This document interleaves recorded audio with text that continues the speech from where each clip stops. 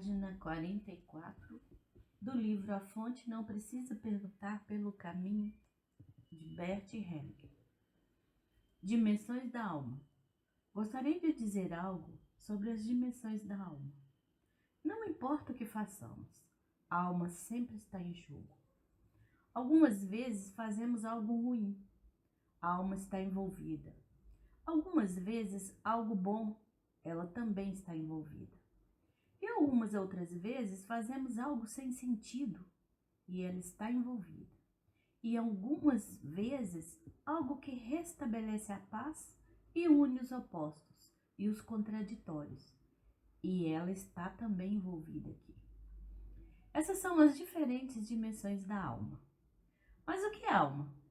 Creio que, em primeiro lugar, precisamos nos despedir da ideia ocidental de que o ser humano tem uma alma pessoal que lhe pertence e que ele vela pela sua salvação, por assim dizer, que está aprisionada no seu corpo e que almeja mais tarde a imortalidade. Essa é a ideia ocidental que remonta a Platão. As experiências que se mostram nas constelações familiares são bem outras. Mostram que participamos de uma grande alma, isto é, que não temos uma alma, mas que estamos numa alma. Essa alma maior, ou aliás, a alma mostra-se em duas funções. Como primeira função, une algo a um todo. Por exemplo, une tudo que está em nosso corpo a uma unidade. Assim, pertence ao corpo como princípio unificador. Como segunda função, a alma dirige, conduz nosso corpo e nossa vida. Como não sabemos. É, portanto, um princípio condutor, algo que une e algo que conduz. Bem, podemos observar que na família, agora num sentido amplo, atua uma alma em comum, que dirige a família como um todo. Aqui, nesta constelação, podemos ver isso. Todos foram conduzidos por algo que os ultrapassa e, mesmo assim, os une em uma unidade. Poderíamos denominar isso de alma familiar. Esta é uma dimensão da alma, mas isso não é o fim. A alma sempre vai além daquilo que existe. Portanto, a alma que sentimos no nosso corpo, que nos move, vai além de nós. Porque sem a alma não existiria nenhum intercâmbio com o mundo exterior e com outros seres humanos.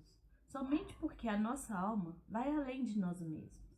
Podemos nos relacionar com outras pessoas e, por exemplo, amá-las, partindo-se do que se passa em comum entre as pessoas. Reorigina-se algo novo. Por exemplo, quando o homem e a mulher são conduzidos um ao outro através do amor, é uma alma. E ela se reproduz na criança. Portanto, a alma é sempre algo em movimento, sempre para algo maior que nos ultrapassa.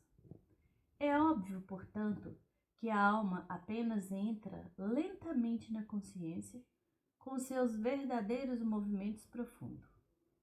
Entra na consciência no nível superficial. E nesse nível superficial tem determinadas funções que estão em contraposição às funções mais profundas da alma. Portanto, em nós, a alma precisa vir à consciência. Ela se mostra passo a passo e então nos vem a consciência. Algumas vezes seguimos a alma cegamente, então ela nos conduz também à perdição. Precisamos saber disso. Isso também é uma dimensão da alma. Portanto, as ordens do amor, como descrevi no meu livro, Ordens do Amor, são algumas vezes cegas e levam, por exemplo, a amaranhamentos, ao infortúnio e sofrimento. E existem outras ordens do amor que levam à prosperidade, à felicidade e à vida plena. Portanto, um movimento é cego e o outro vê. Parece-me que isso é agora uma hipótese que a alma coloca em primeiro lugar, algo em movimento no ser humano, o que denomino de consciência coletiva, que é inconsciente. Essa consciência coletiva ata a família e um grupo. Vale para que ninguém se perca. É uma consciência grupal, na qual todos participam da mesma forma e que, como uma instância superior, conduz todos a uma meta. Essa meta é, primordialmente, a sobrevivência do grupo. Por isso, essa consciência não tolera que alguém desse grupo seja excluído ou esquecido. Essa consciência abarca tanto os vivos como os mortos. Aqui, o reino dos vivos e dos mortos é ligado a uma unidade através dessa consciência. Dessa forma, os mortos atuam em nossa vida. Por isso, essa consciência pune qualquer violação através da qual um membro é excluído ou esquecido. E isso é punido de forma que, em uma geração posterior, um membro familiar tem que representar a pessoa excluída, de tal forma que essa pessoa, por assim dizer, esteja representada nesse grupo e seja trazida à consciência. Porém, elas não são trazidas realmente à consciência, pois esses movimentos são cegos. Não podemos compreendê-los. Os movimentos da consciência coletiva fazem apenas com que destinos anteriores sejam repetidos, sem que se chegue a uma solução. Por isso, somente só se pode ultrapassar os limites dessa consciência quando se compreende esse movimento. Mas me parece que nesse contexto há mais coisas que estão em jogo além da alma familiar. Parece-me que existe um campo. Sheldrake o denomina como campo morfogenético, no qual nos movimentamos. É um campo que armazena memória. Portanto, o campo morfogenético que Sheldrake observou em primeiro lugar na biologia mostra: quando algo se desenvolve, isso será repetido em um outro lugar, porque está armazenado numa memória. Também no mundo inorgânico, uma nova estrutura, por exemplo, um cristal, que antes não existia, será armazenado de maneira que em outro lugar, sob condições semelhantes, se origina o mesmo cristal. Isso também é válido para hábitos. Observou-se, por exemplo, que numa ilha no Japão, de repente, macacos começaram a lavar suas batatas no mar e, em seguida, comiam as batatas com sal. Ainda não tinha acontecido isso em nenhum lugar, mas logo depois disso, outros macacos de outras ilhas fizeram o mesmo. Talvez se possa esclarecer com isso que em uma família certos destinos se repetem, não no sentido de emaranhamento, mas sobre a influência de um campo morfogenético. Entretanto, o campo morfogenético também é cego. Só pode repetir a mesma coisa.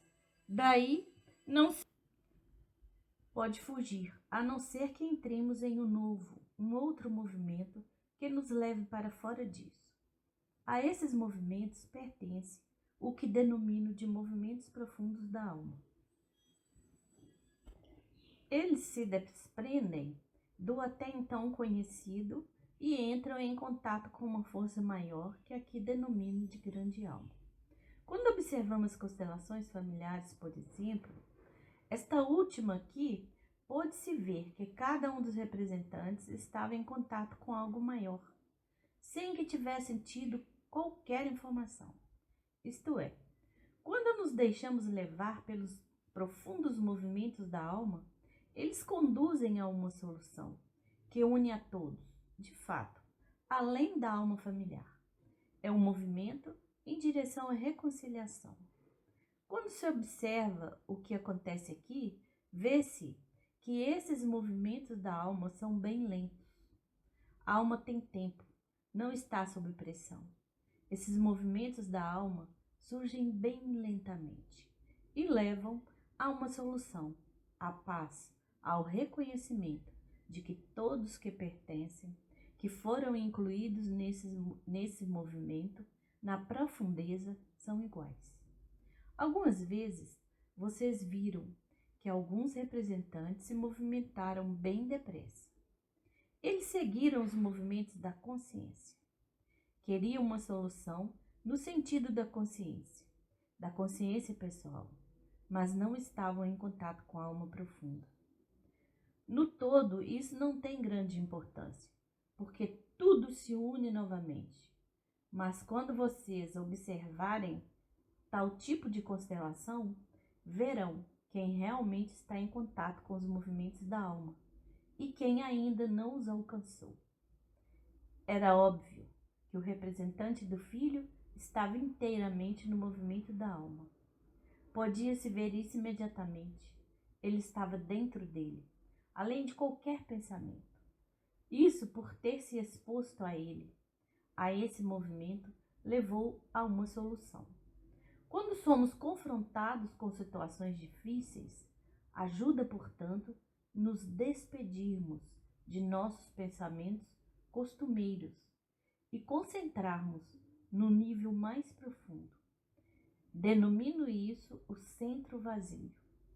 E então, confiarmos em que os movimentos da alma nos conduzirão.